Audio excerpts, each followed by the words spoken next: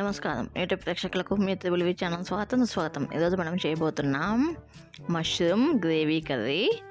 ఇది చాలా అంటే చాలా బాగుంటుంది. అందరూ తప్పకుండా ట్రై చేయండి గైస్.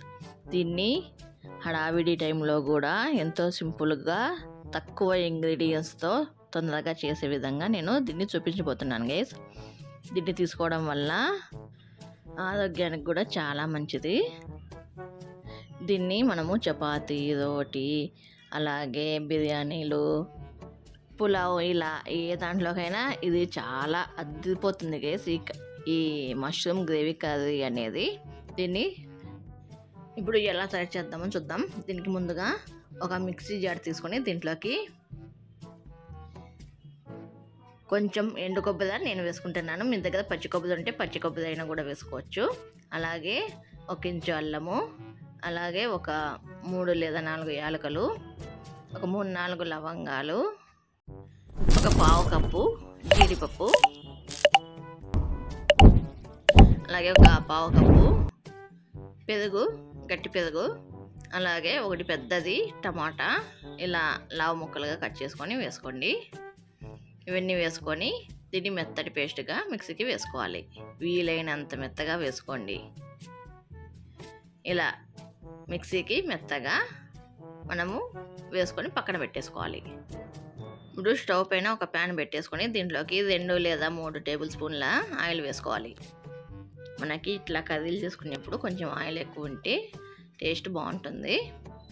అలాగే ఈ ఆయిల్ కాగిన తర్వాత 3 యాలకులు, 3 లవంగాలు, ఒక చిన్న దాల్చిన చెక్క ముక్క, అలాగే దీంట్లోకి 1 టీ స్పూను జీలకర్ర. ఇవన్నీ వేగిన తర్వాత ఒకటి పెద్దది సన్నగా కట్ చేసుకున్న ఉల్లిపాయలు, అలాగే ఒక 3-4 నిలువుగా కట్ చేసుకున్న పచ్చిమిరపకాయలు. ఇవన్నీ వేసుకొని ఈ ఉల్లిపాయ ముక్కలు బాగా మెత్తబడేంత వరకు మనము వీటిని వేపుకోవాలి. మనకి ఉల్లిపాయలు ఎంత బాగా వేగితే మనకి ఈ కర్రీ అనేది అంత బాగా టేస్ట్గా వస్తుంది. ఇలా ఉల్లిపాయలన్నీ బాగా వేగిన తర్వాత దీంట్లోకి 1 టీ స్పూను అల్లం వెల్లుల్లి పేస్ట్ వేసుకొని వేపుకోవాలి. ఇలా ఈ అల్లం వెల్లుల్లి పేస్ట్ కూడా వేగిన తర్వాత దీంట్లోకి మనం ముందుగా మిక్సీకి వేసుకున్న పేస్ట్నంతా వేసుకొని మీడియం ఫ్లేమ్లో లేదంటే లో ఫ్లేమ్లో కానీ ఇదంతా బాగా దగ్గరికి పడి ఆయిల్ పైకి తేలేంత వరకు దీన్ని లో ఫ్లేమ్లోనే ఉడకబెట్టేసుకోవాలి. ఇలా ఆయిల్ మొత్తం పైకి తేలిన తర్వాత దీంట్లోకి మనము 200 గ్రాముల మష్రూమ్స్ని పైన తోలు తీసుకొని బాగా క్లీన్ చేసుకొని కొంచెం పెద్ద సైజులోనే కట్ చేసుకోండి. నేను చిన్నవి అయితే అట్లనే వేసేసాను, పెద్దవి మాత్రమే కట్ చేశాను.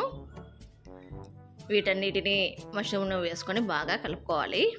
ఇలా వీటిని కలుపుకున్న తర్వాత దీంట్లోకి మనము స్పైసెస్ యాడ్ చేద్దాము.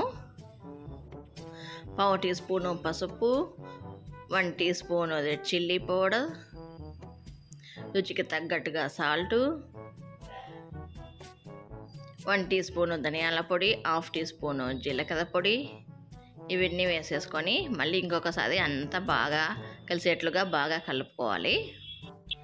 వీటన్నిటిని వేసుకొని బాగా కలుపుకున్న తర్వాత దీంట్లోకి తగినన్ని నీళ్ళు, అంటే దగ్గర 3/4 కప్పు నీళ్ళు పోసుకోండి గైస్.